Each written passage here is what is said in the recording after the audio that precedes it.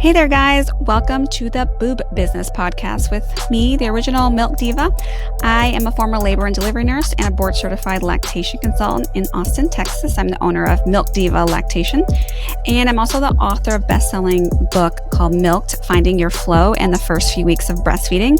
This podcast is all about pulling back the curtain of all the things in breastfeeding and birthland. And so we're just going to talk about insider things people don't usually talk about in an unscripted fashion. So let's just jump right in, okay? Okay, so some of you have maybe seen that movie before called The Fight Club. If you haven't, the first rule of The Fight Club is you don't talk about The Fight Club.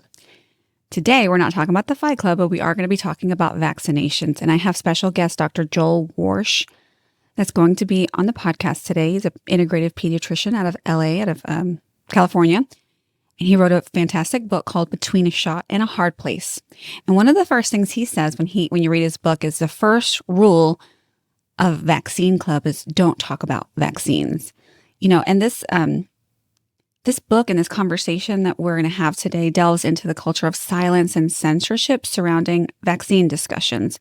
You know, his book discusses how the polarization of vaccine debates stifles open dialogue with advocates on both sides of often unwilling to engage in constructive discussions. And this, vaccine club mentality has led to a significant public distress and confusion, as well as lack of transparency that could help foster a more informed public. And so the whole point of today's episode is to help really foster an environment of learning, but also demystifying and taking away the stigma and shame that is often attached to when parents ask questions about vaccines. So, tell you a little bit about Dr. Warsh's background. I'm just going to read it straight from his bio. His name is Dr. Joel Warsh, aka Dr. Joel Gator. On his popular Instagram page, he is a board-certified pediatrician in Los Angeles, California, who specializes in parenting, vaccines, wellness, and integrative medicine. He's the author of Between a Shot and a Hard Place: Tackling Vaccine Questions with Balance, Data, and Clarity. He grew up in Toronto, Canada, and completed a master's degree in epidemiology before earning his medical degree from Thomas Jefferson Medical College. And he completed his pediatric medicine training at Children's Hospital Los Angeles, and then worked in a private practice in Beverly Hills before founding his current practice in Studio City, California. So Dr. Gator has published research and peer-reviewed journals on topics including childhood injuries, obesity, and physical activity. He has been featured in numerous documentaries, films, summits, and podcasts. Just to name a few, he's been on CNN, ABC, NBC, Washington Post, Fox. And so I'm really lucky to have him on the podcast. I'm really looking forward to, having a conversation around vaccines that maybe, polarized out there in the world, which unfortunately silences people. And it's not the solution. But instead, one of his goals is for us to come together to discuss the debate and understand vaccine comprehensively. So we want to understand vaccines comprehensively, and we want to acknowledge differing viewpoints.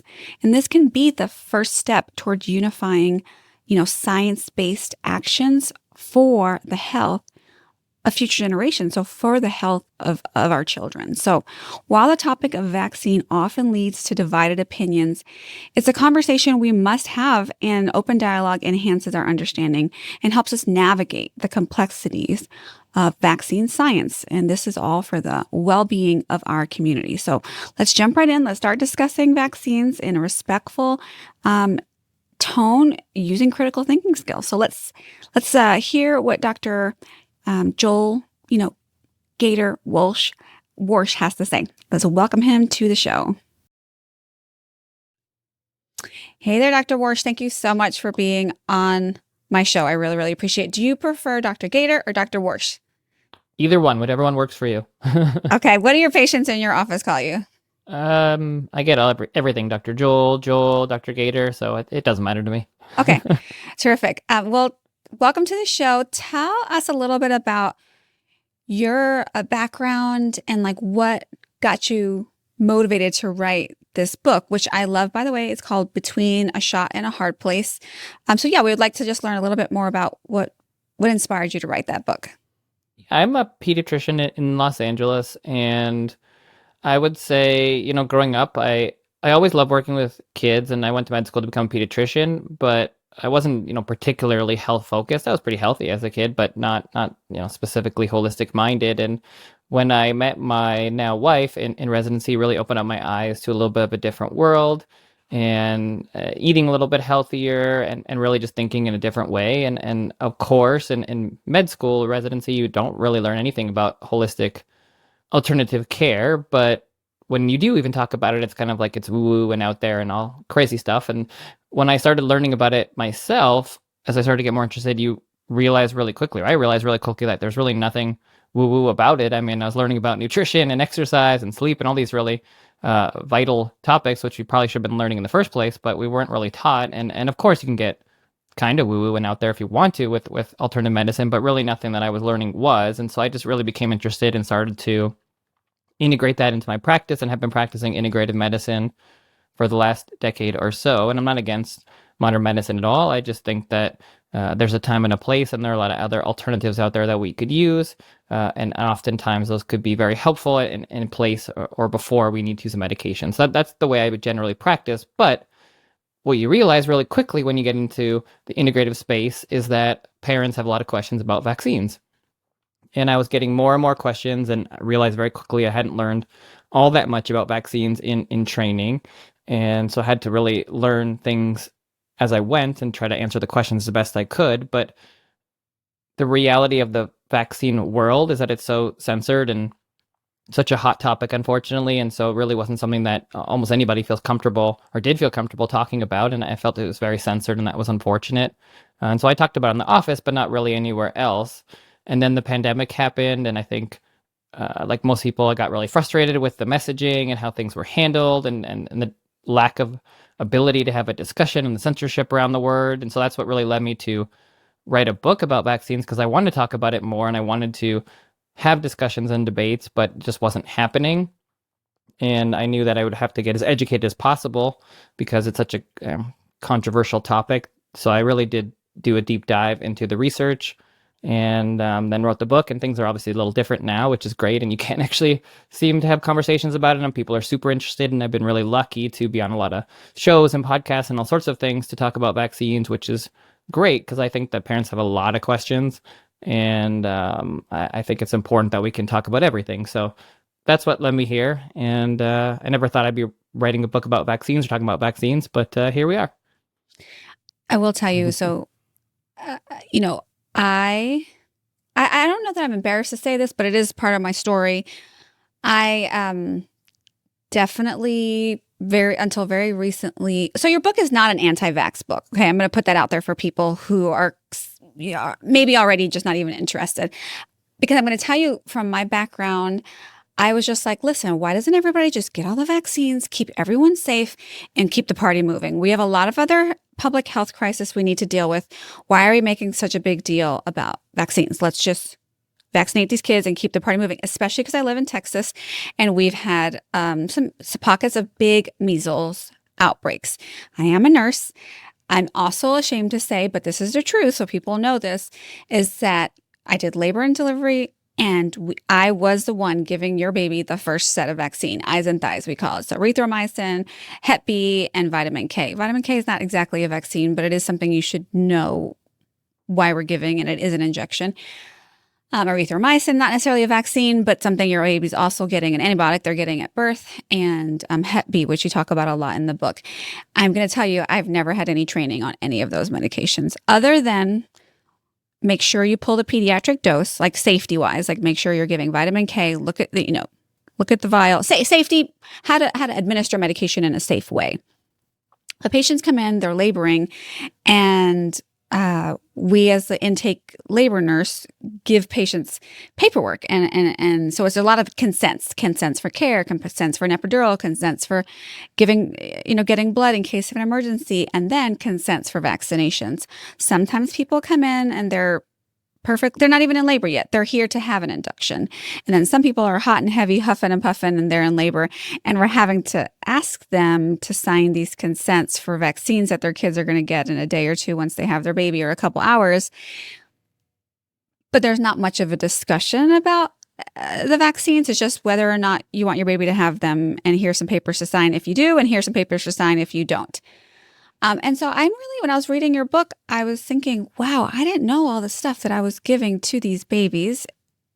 And one of your main goals of this book, at least from the way I'm reading, is we just should have a discussion, an open discussion of what we're giving kids and why we're giving them. And is this the right time to be giving them? And so I say all that to say, you also took a big risk in writing this book because you could really be ostracized. This can be convoluted, like your message could be twisted. And I just want to say, your book is clearly not an anti-vax book. Your book is pro-conversation. And I love that you started off talking about the Fight Club and how, like, the first rule of the Fight Club is we don't talk about the Fight Club. And that's kind of what's happening in the vaccine world. People are afraid to have an open dialogue with their provider because they're afraid they're going to get kicked out of the practice. And I'm going to tell you, I promise you, today is Thursday. On Tuesday, I saw a patient who told me her baby's going to be 8 weeks old. And at the 2-week visit, her doctor was talking with her about the 8-week vaccines. And the patient said she wanted to wait to do Hep B. And her doctor said, if you don't stick to the recommended Texas vaccine schedule, then you'll no longer be allowed to be part of this practice. And so now she's looking for another pediatrician. And you mentioned those kinds of things in your book.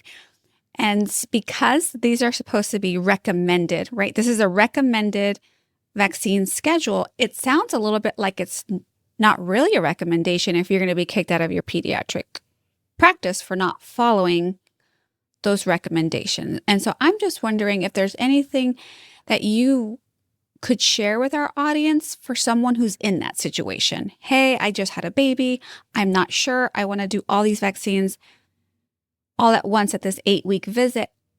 How might they approach their pediatrician to have, instead of having like a tug of war type of conversation, maybe fostering more of like a real conversation, not you and me and we're fighting about this? Yeah, it's a great question. And I think even before I answer it directly, I think I want, go back a little bit because you did mention the book and kind of my position, but I think it's important to say, I'm not against vaccines in any way. In my practice, we give vaccines. I have kids that are fully vaccinated on the regular schedule, some that do a slow schedule, some that don't do it. Mostly people do at least a slow schedule in the practice. But my personal belief is we shouldn't be forcing people to do things. We should be educating and we should be discussing and we should be informing and helping people to make the best decision for them, but not forcing people to do anything. And that's really my general position. And I take that in the office, in the book, when I'm talking, and I just don't feel like people should be forced to do things. So that's really my position. And sometimes that can get even a little bit controversial, but I don't think it should be because that's really the way all the rest of medicine is. And with the CDC schedule, like you said, it's not a requirement, it's a recommendation. And everybody's different and there are different situations and everybody weighs the risks and the benefits differently. And ultimately that's the way I think we should be looking at it, not to label something as pro-vax or anti-vax because most people are not in that camp. I think that those labels are weird and don't make a lot of sense to me. Like most people just have questions and they want their kid to be healthy and they certainly don't want their kid to get a preventable disease and get really sick, but they also don't want their kid to have a bad reaction from a vaccine. And they read all sorts of things and they hear all sorts of things. And maybe they had a reaction themselves as a kid, or maybe they had a reaction from COVID vaccine, or maybe they had a friend who had it and now they're thinking about it. And there's a lot more vaccines than we grew up and a lot of parents just have questions. And I feel like it's very unfortunate that it seems like lately, it's certainly worse in the last few years, that a lot of it is much more my way or the highway, like kind of get out if you don't want to follow it, like you mentioned in that situation. And I don't personally think that's right. I don't think we should be kicking out patients because they're not following the exact schedule, but ultimately doctors are allowed to do that, and it's not a protected class. I mean, I think it's kind of discrimination against your beliefs, but not exactly. I mean, certainly not a protected class. So you are allowed to kick out patients if you feel like someone's not following what you feel is best. And a lot of doctors feel like, well, if you don't believe in science, you don't believe in vaccines, I'm not the doctor for you. And I mean, I personally believe that we should be taking care of anybody and like we're trained, if you work in the emergency room and someone just murdered somebody, you still take care of them, you still treat them. You don't really impart your personal beliefs on what they did or they didn't do. You just treat them.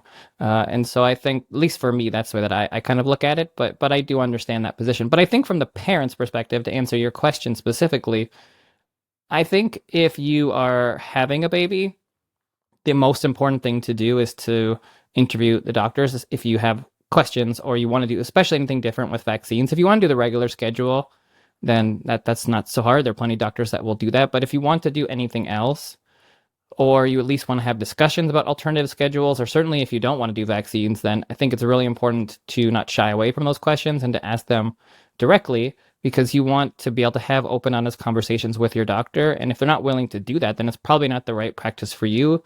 They're not the right doctor for you, and you don't want to go there. You don't want a doctor that doesn't want to listen to you or doesn't want to have a discussion, and you want to be able to feel like you can have conversation about that or anything. So if that's something that's important to you, then it's important to find a practice where you can talk about it. Mute myself. Okay, here we go. Yeah, I appreciate that input. I wanted to mute myself so I wasn't tempted to interrupt you, because there's so many things I got from your book that I just want to jump in and start chatting about. But yeah, I think interviewing physicians before you have your baby is really important. Here where I live in Austin, unfortunately, there's only a small number of pediatricians who will entertain the idea of a spaced out kind of scheduling for vaccines, and they have wait lists. So just knowing that if you're here in Austin, if you're pregnant, you should probably start your interviewing process now and get on a wait list. Tell me, what are some of the common myths or misunderstandings about vaccinations that you hear from parents? And then I'm also, before you start answering that, I'm going to flip the question. Sure. My second question will be, what are some common myths or misunderstandings you hear from physicians about vaccinations? Because after reading your book, it sounds like that might also be a pertinent question. Yeah, I would say the biggest, myths or misperceptions is really an understanding of what the research actually shows and what research we've actually done. I certainly did not know what the research was before looking into it.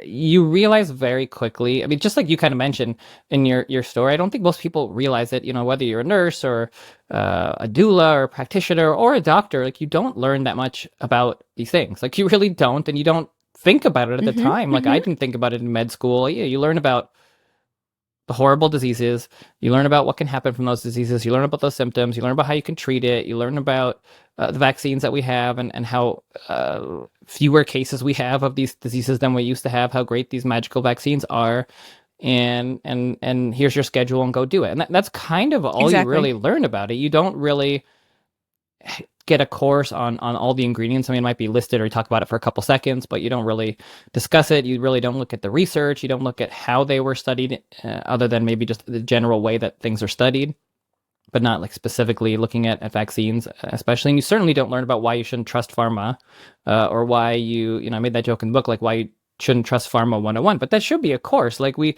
shouldn't just blindly assume that pharmaceutical companies are doing all the right things all the time. So I think that we just don't get any of that training, and we really just hear, oh, well, the CDC says this, or the group of doctors says this, so let's just trust that and let's go forward. And oftentimes that'll be just fine. But I think when it comes to vaccines, there's so much that we really don't realize, and the way that vaccines are studied and the way that the liability works for vaccines, there are so many things that actually do have a huge impact on where we're sitting today with vaccines. And I don't think that most doctors or parents understand the lack of safety testing that's been done, especially long-term safety and cumulative safety for vaccines. There just really isn't a good mechanism, and hasn't really ever been, to study vaccines long-term, especially in the setting of having a chronic disease epidemic like we have now with kids, where 50% of kids have a chronic disease and 75% of adults have a chronic disease. It's not unreasonable to ask if vaccines could play a part in that in any way, could be associated, could have anything to do with that. It may not, but it's not unreasonable to ask that when vaccines are something that's meant to stimulate your immune system. And oftentimes that's just kind of shrugged off, or say, oh no, they're safe. They're just safe. Like, don't worry about it. And the reality when you look at the research is it hasn't really been done. We don't have any prospective long-term trials. We don't have any vaccinated versus unvaccinated trials. We are not looking at things forward long term in this light. And so the true answer for a lot of these conditions is we just don't know if it's associated. And that is something that's super important to parents, because parents see a lot of chronic conditions. They see asthma, allergies, autism, autoimmune conditions, cancer, all these things skyrocketing. And the natural question, especially in the age of social media, where you hear stories, you hear other people talking about, I went and got vaccine and this happened the next day.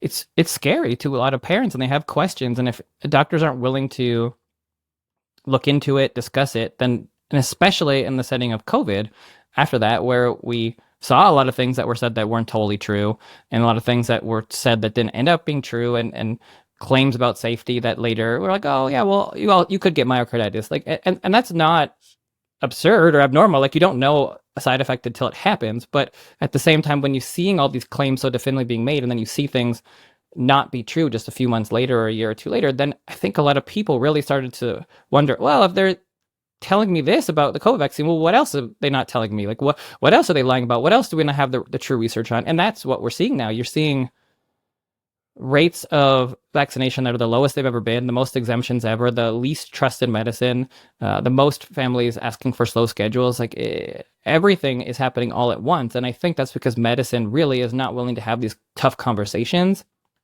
and not really willing to admit what we do and do not know. And ultimately, if we did admit of the things we don't know, we could get that research and we could look into it and we could have better data. But right now, we're still kind of stuck in the safe and effective propaganda, which is not really ideal. I mean, we need to be thinking about things as risk versus benefits, and talking about it in that way. Right. I actually love that answer, because you have the same answer for parents as you do for providers when it comes to the question, like, what are some of the common myths and understandings that you hear from parents and from providers? And it sounds like you're saying the research, there's myths and misunderstandings about how good the research really is. And I want to get into that in a second with you. I do have a disclaimer at the end of this podcast that basically just says you should talk with your doctor if you need. This is not a podcast for medical advice. And so I'm just going to say it in the middle of this episode too. This is not we're not trying to tell you if you should or shouldn't vaccinate your kids. You need to talk to your actual provider, because your baby, your family's health history, those are all things that they need to really individualize your care. So I just want to put that out there. But you talked about research, and this was something I was completely astounded by reading your book.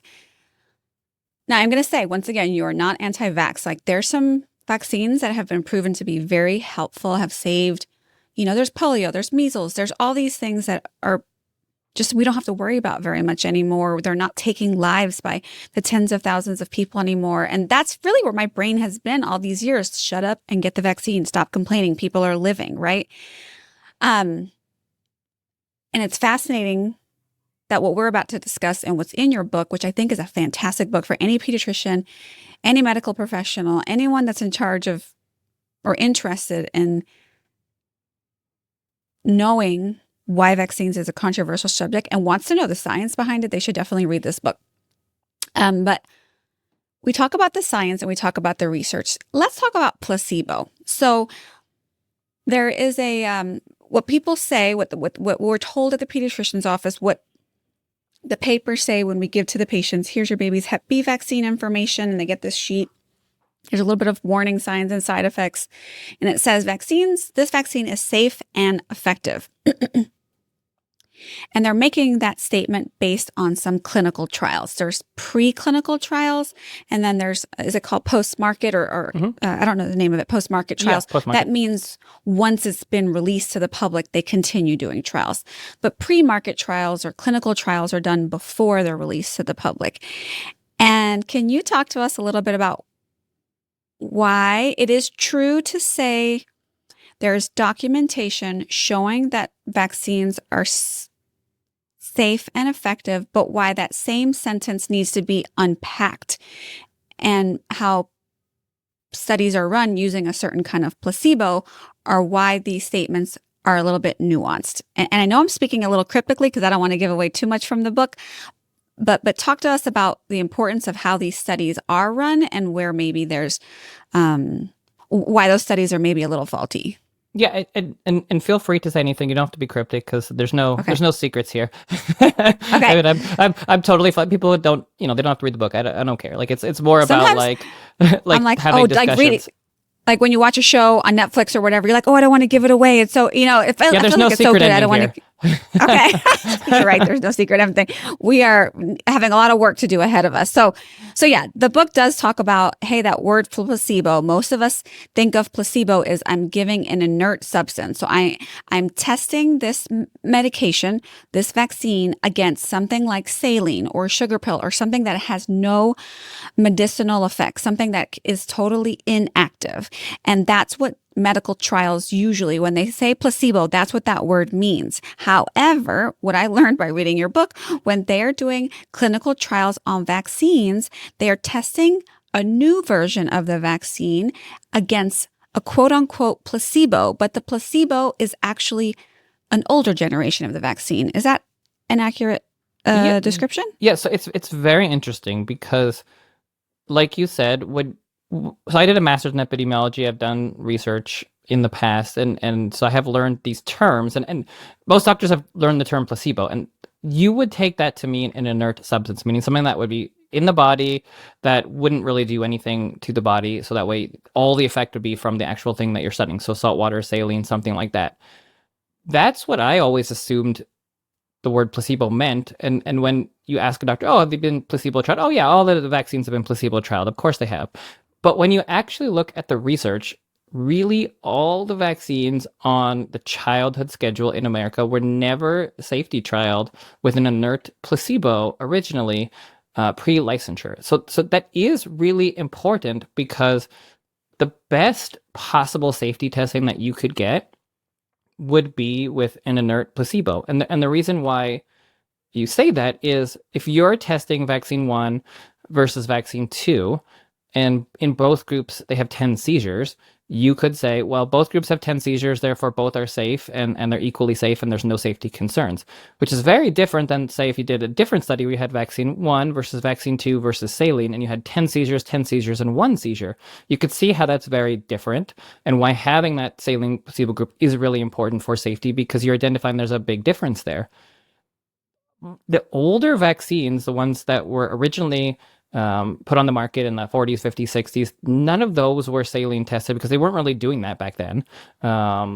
Only the oral polio vaccine was a part of that research, but that's not even the vaccine we use anymore today for kids. It's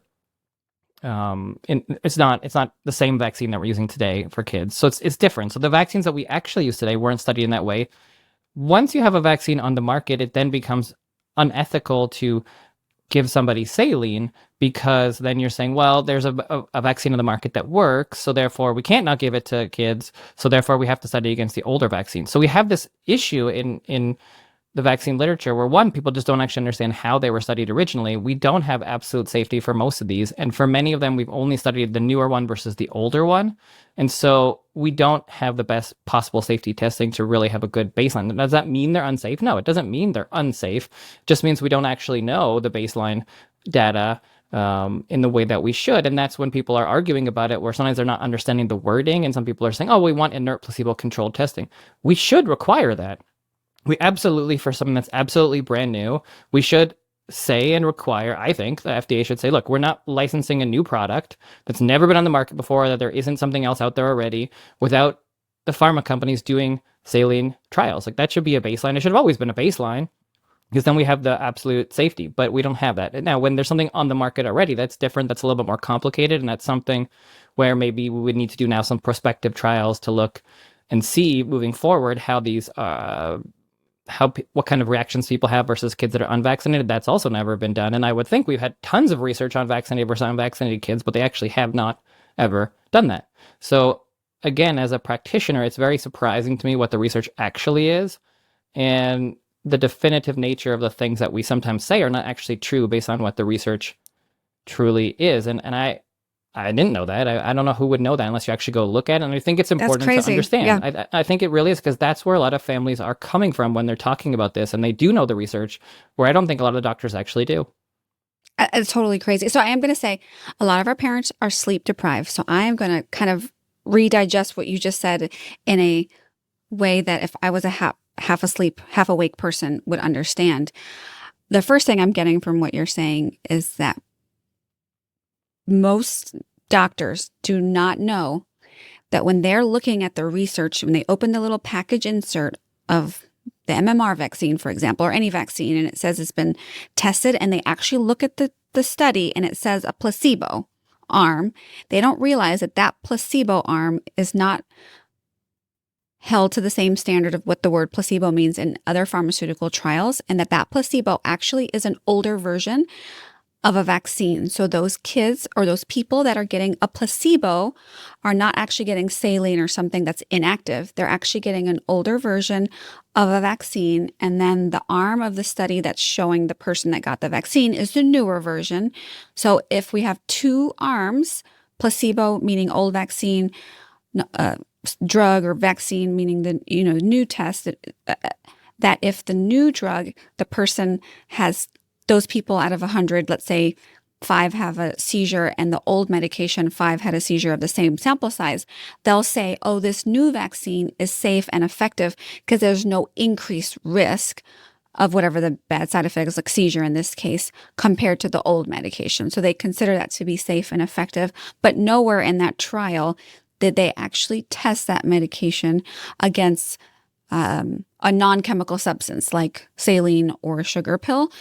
Because then we're not sure, but we might see, oh, a sugar pill would give 0 seizures, and then the actual vaccine is giving 5 seizures. So the public should be informed that that is perhaps a risk that they would take. Is that a true statement? That's a very true statement. So that is exactly what it is. And it's not, again, to say that these are unsafe, but you're not getting informed consent if you don't actually realize what your risk is. And especially when you're giving something to a healthy child, they aren't sick with something. So you have to make sure that what you're giving to them doesn't create more problems than it's actually preventing.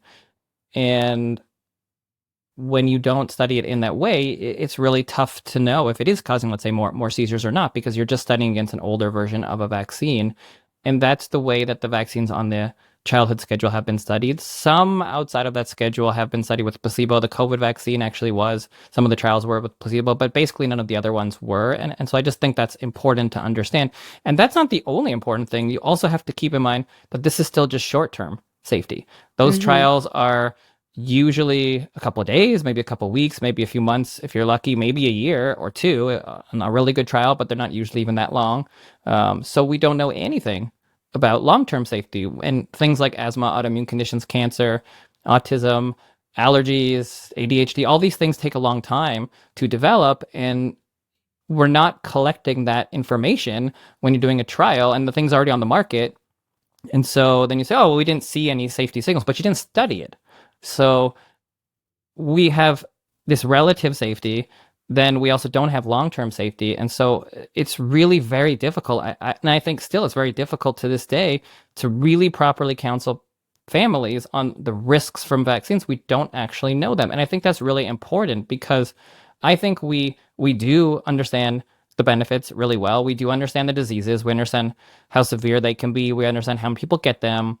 We understand how the vaccines work. We understand how well they work. We understand, I think, pretty decently the short-term side effects of vaccines, but I don't think we have a great understanding of the long-term side effects. And I think that's really important when most of these diseases are super rare and don't occur very often anymore. And certainly some of them don't occur as much because of vaccines. I mean, there's no question about that, but it's not an either or. And I think medicine really falls into this issue. It's like, oh, you want a bunch of kids to get measles and die? No, of course not. Like, you don't want people to get sick, but you also don't want to create side effects or other problems. And if you can't have a discussion and you can't talk about it and we don't study it, then we can never make the vaccines better.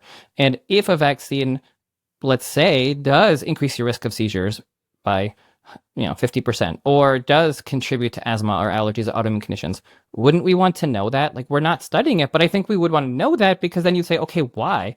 And then maybe you could figure out an ingredient, or you'd adjust the schedule or whatever it is to decrease that risk. And then you could have a safer vaccine that still works. And it's not like we've never taken a vaccine off the market for safety concerns. We of course have. It's not like we've never taken a medication off the market for safety concerns that pop up later. We, of course, have, but there's nobody really pushing to make vaccines safer. And I think that's a big, big problem when you have a lot of parents that are just very concerned about safety in general. It doesn't seem like the mainstream is really listening to those parents Listening. or being willing to have those discussions. And I think it's really important. And not to mention, these studies are generally done on a vaccine, not all the vaccines. And so how is the cumulative vaccine schedule affecting kids? If you're giving them 10, 15, 20 vaccines, does that have an effect long term on asthma, allergies, autoimmune conditions? Those are important questions.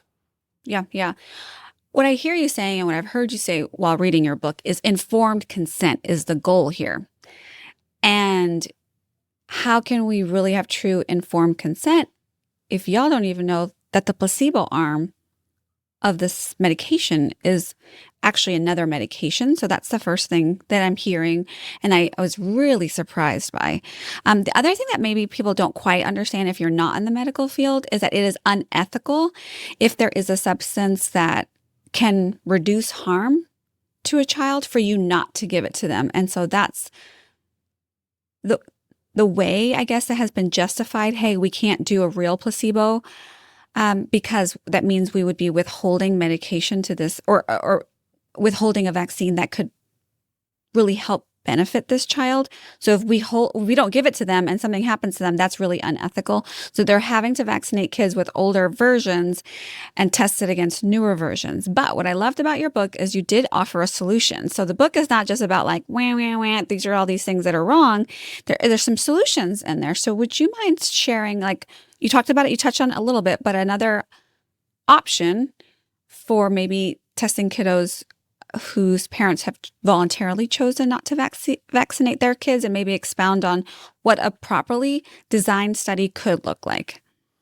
Yeah, to me, the answer to a lot of this is to start some prospective trials looking at vaccinated versus unvaccinated kids. You're very unlikely, almost for sure, not going to have a randomized trial because you're not going to give people vaccines that don't want them, and you're not going to not give people vaccines that do want them.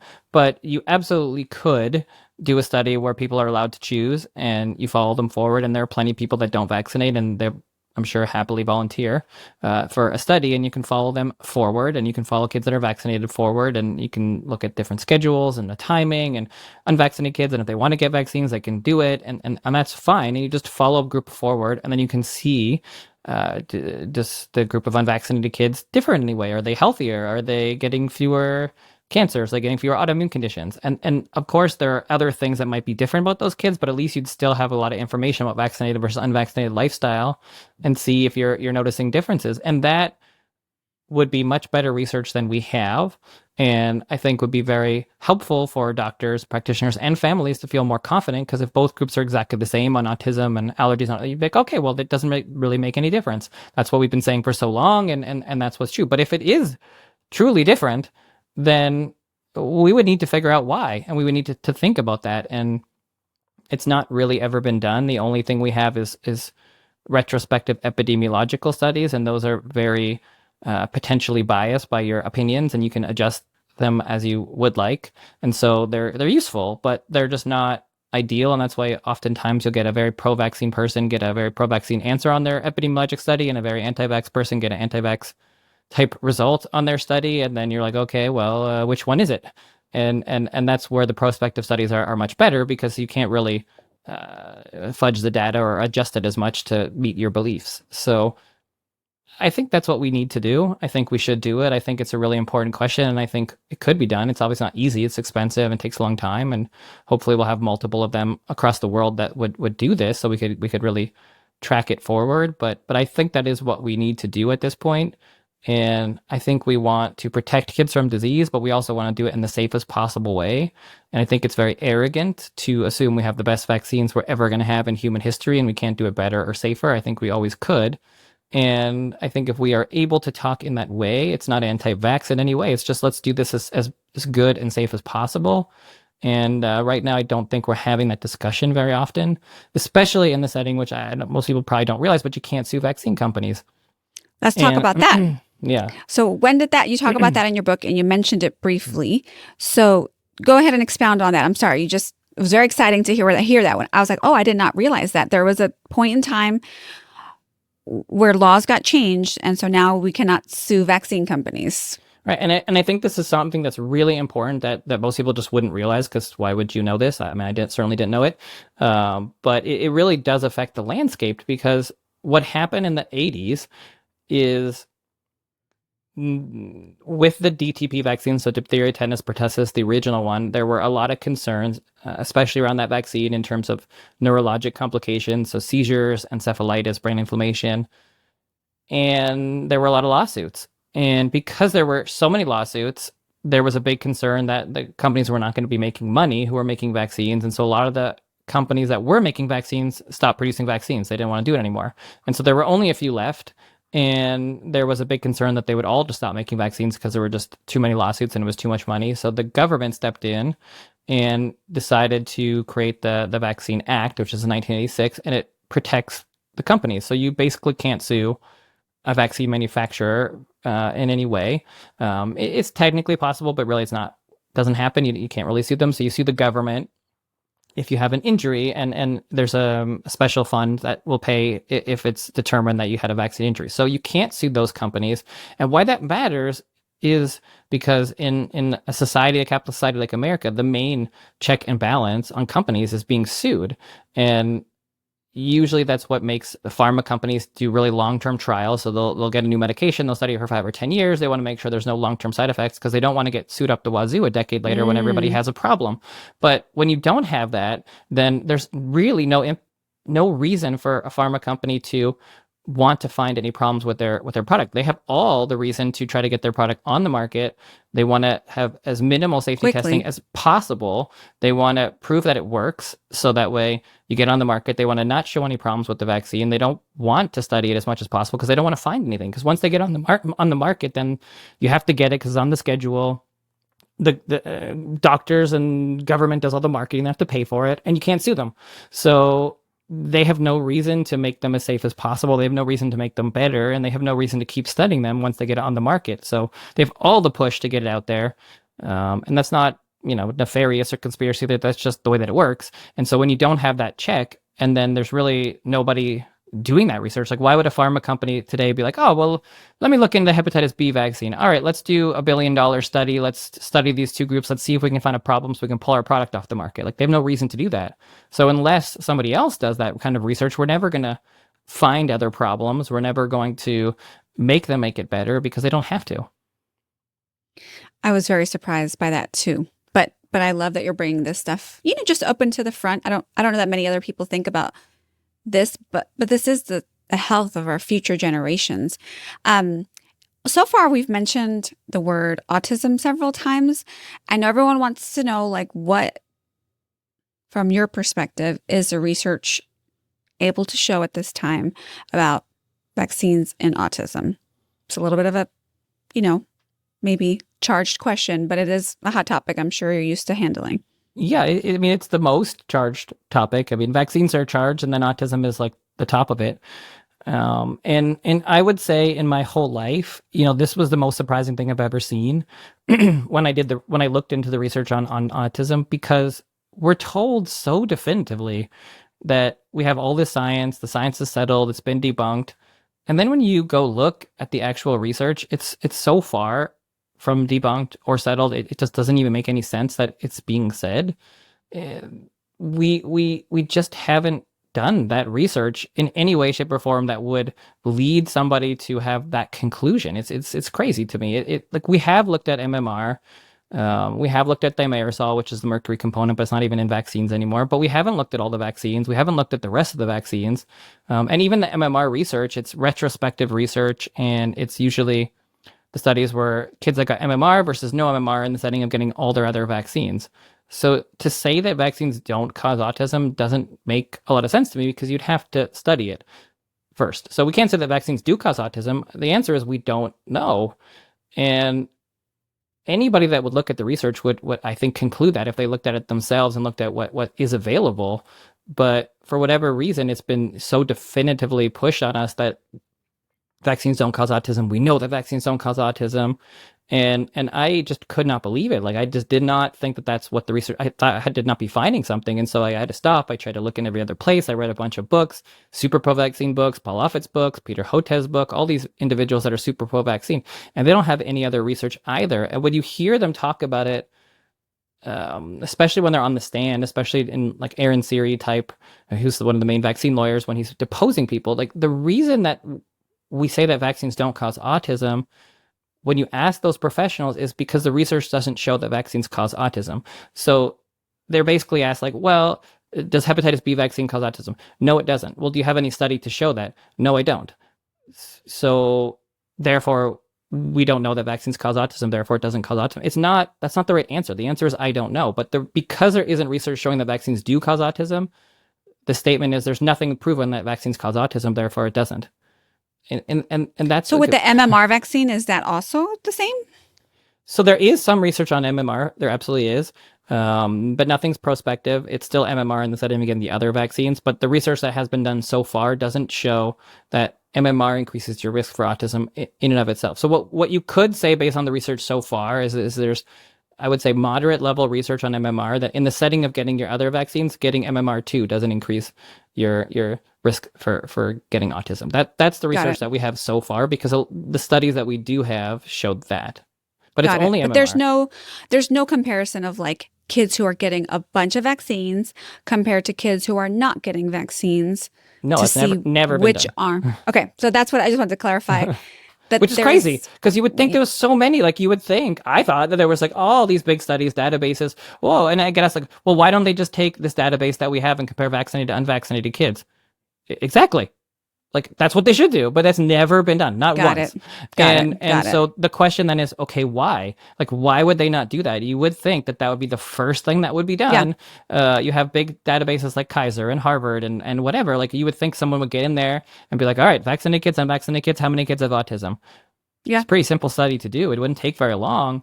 So then the question is, well, was it done and people didn't find what they wanted to find, and so they never did that research, or did they just not want to look, or were they just so sure that it was not a problem and they never looked? I don't know, but I would think that the first thing you would do to combat the anti-vaxxers, air quotes, or Secretary Kennedy, or whatever you wanted to, you would say, look, we looked at 10 million kids in Denmark and this place, and we looked at all the unvaccinated kids versus the vaccinated kids, and there's no difference.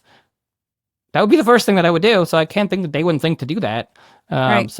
It just leaves you to kind of sit there, and you don't want to be conspiratorial, but like, did they actually look and not find what they wanted to find? I don't know. Okay. Like that's the only thing that makes sense to me, but it's weird that stuff doesn't exist. Right.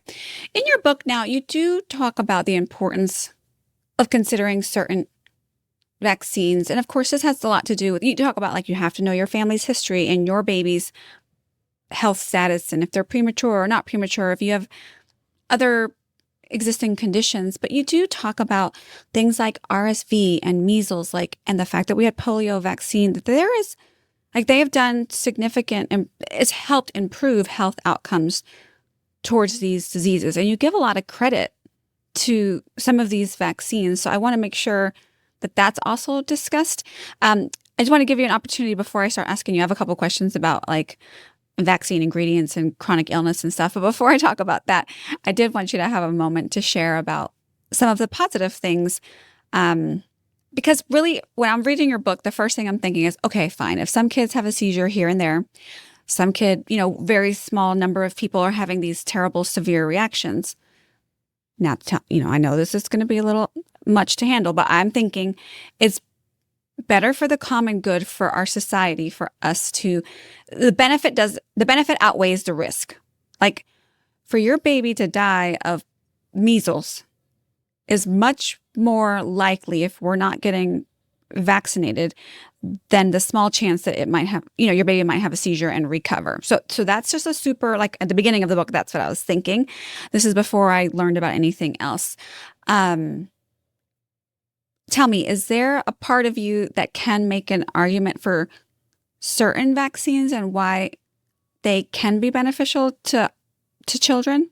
Of course. I mean, the whole beginning of the book and really the whole point is to understand the benefits of vaccines and then to compare that to the risks, right? And compare that to our understanding of the risks. And to me, if you want to answer the question and know what's best for your kid, you have to understand the risks, because what you just said is, well, well, shouldn't we just isn't it better for everybody just to do it because we don't want measles to come around and you don't want to get measles? Well, that depends. That depends on what the risk from the vaccine is, right? If there is no risk from the vaccine, then of course we know that the vaccines work very well. We know they can protect you from these diseases, and we know that they can minimize that risk for you and for other people. But that's not the full question. If you could take a magical pill and say, hey, give my kid this magical pill, they're never going to get sick, never going to cause any problems, everyone line up and do that, no problem. But the reality is, well, what does it do to you? What are the negative side effects? How bad are those side effects? How many kids are affected? And what is that risk? That is a thing that I think we need to figure out so we can actually understand that equation fully. And I don't think we have that right now. I think we do absolutely understand the benefits very, very well. And I think that we know that first, let's say let's go back like 100, 200 years, like people were dying of a lot of these diseases all the time, right? A lot of these diseases were very deadly, but we weren't that healthy. We didn't understand disease very well. We didn't have great nutrition. We didn't have great sanitation. We had horses pooping in the road everywhere. We didn't have sewer systems. You go back far enough, like all these things made a huge difference. And if you go through the early 1900s, you'll see, if you look at the graphs, that the death rates from a lot of these diseases plummeted well before vaccines ever hit the market. So if you go back and look at like early, whooping cough or other disease, like there were a lot of more deaths in 1800 than there were in 1950, right? Because the diseases have already dropped in terms of their death, but there were still a lot of kids getting a lot of these diseases. And so what you see after the vaccines hit the market was, sorry, for a lot of these diseases, then the disease almost went down to zero. So you weren't really having a lot of death anymore, but you still had a lot of kids getting sick, going to the hospital, getting pneumonias, meningitis, other things like that. So all that's also still bad. And with the vaccine, you see the cases go near to zero, and you see that they protected you from those. So that's still very, very good. But I don't think it's true that if we had no vaccines, we'd have a ton of death, because we didn't have a ton of death from these diseases before the vaccines hit the market. It's a very different time, but you still have a lot of kids getting sick. And I think the best example of that in our current history memory is chickenpox, because I have a chickenpox little mark. I don't know if you can see it on my camera right here. Mm-hmm. And I feel like, kids aren't getting chickenpox anymore. That's weird. We did have chickenpox parties. I do remember this. Right. And that's what the thing, when we were little, like, everybody had chickenpox basically, right? It was normal. It was fine. You had a chickenpox party, you get it. And so, yeah, for most kids, it's not a big deal, but there were still millions of cases of chickenpox every year. Some kids get really sick. Like a few kids could die. A few kids get meningitis. Women that are pregnant could get really sick. So from a public health perspective, he's still protecting people. And you can see how a vaccine could work in the sense that, well, everyone had it when they were little, and now nobody has it basically anymore. So that's what happened with a lot of diseases. So there's a huge benefit there. But now I think the question is, okay, we understand the benefit of vaccines. We understand that the measles vaccine can protect you from measles, but at what cost? And I think that's a real and important question, because it's not to say that we shouldn't protect from measles, but the question is, if the current version of the measles vaccine causes problems, if it does increase your risk of autism, if it does increase your risk of asthma, if it does increase your risk of whatever it might do, we should try to figure that out, because then maybe we can make a vaccine that doesn't have those risks and also still protects you. Mm-hmm. You could do that. There's no reason to do it. And the polio vaccine is a perfect example of that, because we had the oral polio vaccine, and the oral polio vaccine is live. And it was given out for many, many years. And then we haven't had polio in America in like 40 plus years. And the oral polio vaccine, because it was live, reverted to actual polio in about 1 in a million cases. So it was giving people polio. There was no polio except from the polio vaccine. So we said, hey, we're giving more people polio than actual polio is giving to people. We should stop doing the oral polio vaccine because we have the inactivated one. And so we stopped giving the oral polio vaccine because it was causing more side effects than it was actually helping. You don't just give a vaccine just because. The benefits have to outweigh the risks. And if you're giving more people polio, that's not a very good vaccine. So I think we have to take that same mentality with the rest of the vaccines, and not just assume that they're perfect, but say, well, how do we improve them? Can we improve them? Are they affecting us when we have all these new conditions that we're seeing skyrocketing that weren't the case before? And it just seems like medicine doesn't want to even ask that question. They're like, no, they're fine. They're safe. And there are just too many stories of people that say, I went in, my kid was okay, and then the next day they weren't. And that's important to listen to And yes, it's a story. Yes, it's an anecdote. Yes, it's not research. But if 100,000 parents say the same thing, you got to listen to that and There's start got to to be look into that something. research. There's got to be Yeah. something there, and we have to study it. Yeah. Where there's smoke, there's usually fire. I mean, there's something there.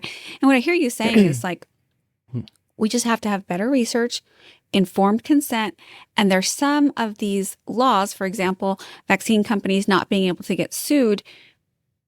That's kind of stunting our ability to provide better care and better vaccines. And we don't want to just be a status quo. We don't want to just stay where we are. We can be better. We can have better vaccines if we push in and lead into some of these hard questions. And even the fact that placebos aren't really placebos and that pharmaceutical companies can't get sued for vaccine injuries, and that they're not really motivated or incentivized to do longer studies or putting things out on the market as quick as they can. I mean, those are insider secrets that I don't know that many doctors knew maybe before listening to this. And I think it's important for people to know that so that we can call each other to be better, because there's no price tag that comes on your children's future health.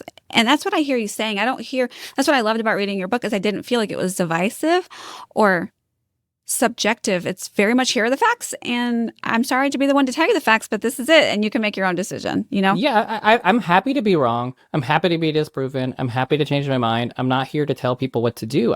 This is what I learned. This is what I've seen. And this is where I think that we can go forward together, because we're all on the same team. We all want healthy kids, and everybody agrees on exactly how to get there. But the goal for public health should not be more vaccines. The goal should be healthier kids. And that might include more vaccines, or it might include vaccines, but it might not. I mean, just because we have a vaccine doesn't mean it's always the right thing to do. I mean, you don't just give a million vaccines just because. Like, we don't just give everyone a yellow fever vaccine unless you're going to Africa, right? It's like you don't just do it.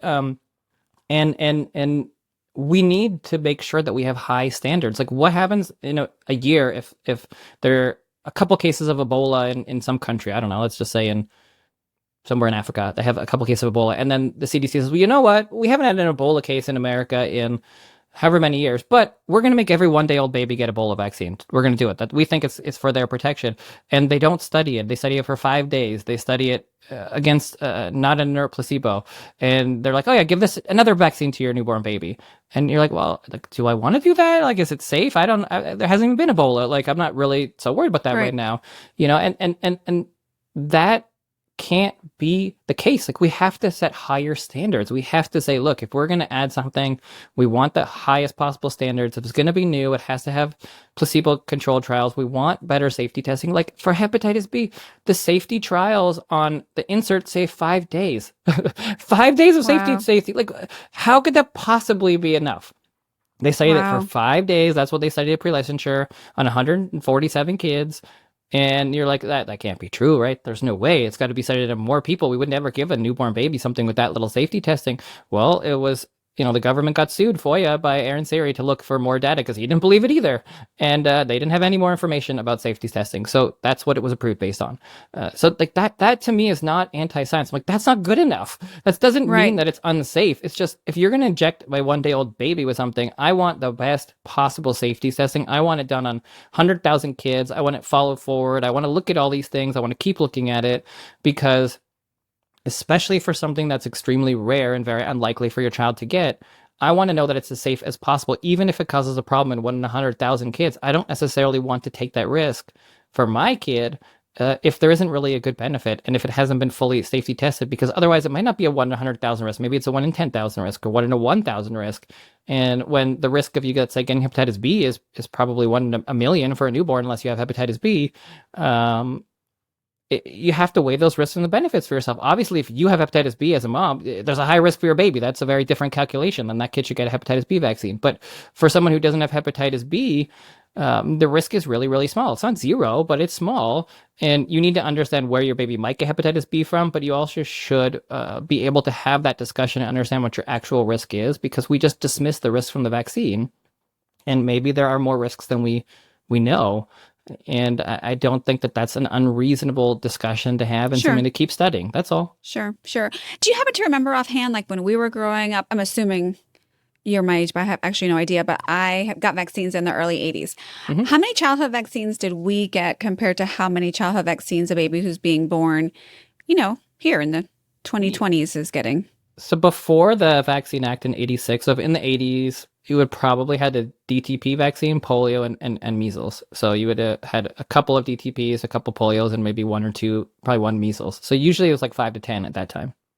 If you three different vaccines, but a couple doses of each, so usually like 5, 10. Okay. And now how many are kids getting? Now it's 20, 30 upwards, and more than that. I Okay. mean, there's 16. You're usually doing about 20 in the first year or two. In the first year or two. Mhm. Okay. So then that brings me to one of my last questions, which is, so let's pretend parents are like, hey, I'm down to do these vaccines, but I don't want to do the combinations. Like, I don't want to do so many vaccines all on one day. Like at the 8-week visit, sometimes babies are getting a ton of vaccines. Is there a way to separate them? Like MMR is measles, mumps, and rubella. Do they make those separate? Is that an option? Or like So DTaP is diphtheria, tetanus, and pertussis. Is that able to get separated out? generally, no. There are combo vaccines that have multiple. So you have like a DTaP, Haemophilus, polio together. You can separate those into singles, but you can't really separate MMR or DTaP. That's kind of how they are Okay. given. So you wouldn't really separate it smaller than that. I mean, that just brings up the very common debate about slow schedules versus not. And to me, I always say this when parents ask me, I can't recommend anything other than the CDC schedule, right? That's what's been studied, that's what's recommended, and anything outside of that is a personal choice. I think it's really arrogant to sit here and be like, oh, well, you should follow Dr. Joel's vaccine plan, not the CDC. Like that. There's a lot of smart people that have worked on it for a long time. That's what they recommend, and that's the schedule. If you want to do anything else, it's a personal choice, and you have to decide with your practitioners what makes sense for you. And there are a lot of people in my office that do that, and a lot of people choose to do them in different ways. And sometimes people want to do one at a time or just not as many on one day. So you'd have to come up with that. And usually people weigh the risks versus the benefits, and they go, okay, well, what's actually around? What can actually kill my baby? What's less likely for my baby to get? And that's how they weigh which ones they're going to do first versus which ones they do later. So you can do a slow schedule if your doctor's willing to do it with you. And generally, the requirements are more for school, so you can get them all done no problem before school if you do a slow schedule. And there's not a ton of risk from doing it that way. It's usually just, obviously, if you don't get a vaccine today and you get it a couple weeks from now, if you happen to get that disease before you get that vaccine, then you don't have that protection. But there are a lot of families that just they only want to do one at a time, so they just come in more, which means more visits and a little more time with the doctor. But other than that, it's not really Okay. a major issue. So Okay. that's kind of your downside. But people do it. But you can't really do one at a time when it comes to DTaP because there's three Not in there, that. So, right? so the one at a time is the DTaP. Okay. Yeah, but there are 3 things in there. but Okay. that's the smallest it goes. Sure. Okay, but like one shot. So I love the title of the book, Between a Shot and a Hard Place. Tell me, just to kind of finish up here, is there, kind of last words or any last thoughts that you want to leave, expecting parents or new parents with when it comes to this topic of vaccinations? I know you've basically written all the things you want people to know in your book, so I am encouraging people to read your book. But anything that you wish that just a new parent would know before they enter this sometimes tumultuous landscape of vaccines and American healthcare system? Yeah, well, I think with vaccines, it's such a controversial topic that I think it's really important to ask questions and do some research. And if you're going to read things, read more than one thing. I think that's always important. You can get a very one-sided perspective from a lot of resources, and that's why the way I tried to write my book was not to be one-sided and to be more balanced. But there are like people like Paul Offit that have very CDC perspective, and then you have some pretty anti-vax stuff out there that you could read too. And I think it is important to kind of see that landscape, so that way you have an understanding of where people are coming from. And I think it's important to understand that it's okay to ask questions. Every parent has some nerves and some concerns, and I think that's fine. And if you have those concerns, especially when it comes to vaccines, you just got to find a practitioner that you feel comfortable talking to. And I think that's really important. You shouldn't feel like it's woo-woo or out there to have questions. I think it's normal to have questions. If you're going to inject anything into your baby a whole bunch of times, then I don't see why you wouldn't have questions about that, and that should be fine. You should be able to ask those questions, and hopefully your doctor can make you feel comfortable with your decisions. But everything has a little bit of a risk, and that's just life. I mean, vaccines have a risk, and not vaccinating has a risk, and you have to decide what you're comfortable with. But ultimately, you do have to make those decisions for your kid, and the best way to do that is to become educated and then to ask questions of your trusted practitioners. Right. I really appreciate you spending your time chatting with me and sharing your knowledge with our audience. I also really want to share with you that I know it's a huge risk for you to write about such a controversial topic. And in your book, you do discuss the risk to you and your, brand and your practice and your livelihood, because you, I'm sure, get a lot of hate mail for people who might put you in that category of anti-vaxxer. But I will say, after reading your book and being a little bit more on the side of just hurry up and get your vaccines and stop complaining, it really helped me to see a much more clear picture of why parents are a little bit concerned, asking questions, and where the holes are, where the gaps are in this topic. And I think if more people would be as easy to talk to about this topic and as well read on the topic, that we really could improve this part of our world. We really want excellence in the area of what we're injecting into our tiny babies. And I think it's your kind of perspective, your kind of approach to the topic that helps to open these doors so that you and I can have a conversation like this. And it's not contentious. Like, it's just like, this is what I'm seeing here. It doesn't mean you're a bad person or I'm a bad person. It doesn't say anything negatively about your character. Like, we're together trying to improve the health outcomes of future generations. And I really appreciate you taking that risk, because I know that's a heavy burden to carry, Yeah, I mean, thank you for saying that, and I appreciate it. And surprisingly, it hasn't been that crazy. I thought it was going to be, but I think the time shifted a little bit, and people are much more open to talking about it. But yeah, I didn't know how it was going to go, and I have lots of conversations now with mainstream doctors, and I don't know, there hasn't been any name calling or fight. I think there's just no reason for that. I mean, you don't have to agree with me, but I've talked to people who are like super pro-vax, and they like don't have really arguments against most of what discussing, because I'm not trying to get people not to vaccinate. It's just like, this is what it says. And they don't necessarily have an argument back to a lot of that stuff because it doesn't exist. And that's fine. It's just, I think if we could have these kinds of conversations, that's what would move things forward. And that's why I wrote the book. It was, I think we have to have this kind of conversation because that will bring people together, and people who are on the opposite side of the table, quote or unquote, whatever you want to call it. Like, okay, I understand why you have a little skepticism. Okay, I understand why you think these work. Sure. Let's meet in the middle somewhere, and that's all that I want. So hopefully that's what's coming through. And I think the timing of your book is good, because wasn't it released in June of 2025, right? Yeah, that sounds right. So it was a few months after the new administration, so kind of things changed. Good timing for that. So definitely get a copy of his book. I'm sure you can buy it on Amazon and all the places that you can buy books. And then we can put your link to your Instagram channel in our show notes and anything else that you would like to include. But I appreciate your time so much today. And I hope this helps empower patients and help bridge the gap in some of these areas that we can sometimes get divided in. Thank you. Pleasure. Thanks for listening. To learn more about newborn feeding and get your free swipe file, visit milkdiva.com/newborn feeding. And if you've ever said, wow, I wish I would have known that while you're listening to this podcast, then help a friend out and share this podcast with them. You can also help us by leaving us a rating so more people can benefit from finding this podcast. Medical disclaimer. Please know that all opinions expressed on this podcast are solely my own and not intended to substitute the advice of a medical provider. I am not a medical doctor, and all information shared is intended for your general knowledge and is geared towards full-term, healthy singleton infants and healthy, low-risk pregnant or postpartum women.